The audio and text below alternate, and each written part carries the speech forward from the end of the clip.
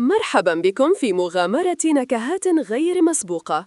اليوم سنجمع بين عصارة الكباب وبهارات المسخن في وصفة واحدة ستكون حديث الجميع. لنبدأ بحشوة المسخن. في زيت الزيتون الساخن نذبل البصل حتى يصبح ذهبياً وشفافاً. بعد ذلك نضيف المكون الساحر، السماق البلدي الذي يمنحنا تلك الحموضة المميزة. والآن نجهز الكباب. نخلط اللحم المفروم مع بهارات الكباب المميزة وقليلاً من البصل المكرمل الذي حضرناه مسبقاً لضمان أقصى درجات النكهة والعصارة. حان وقت التجميع. نضع خليط اللحم والبصل والسماق والصنوبر على عجينة السبرينغ رول الرقيقة ونلفها بإحكام شديد لضمان القرمشة عند القلي أو الخبز.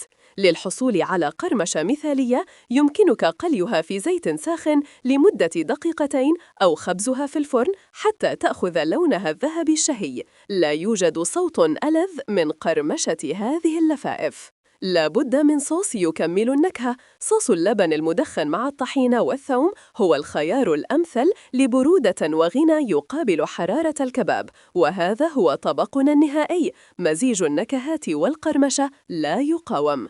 الوصفة الكاملة بكل تفاصيلها والمقادير الدقيقة موجودة في صندوق الوصف بالأسفل. وإذا أعجبتكم لا تنسوا الاشتراك في القناة، الإعجاب بالفيديو ومشاركته مع الأصدقاء، وأخبروني في التعليقات عن أكثر جزء أحببتموه.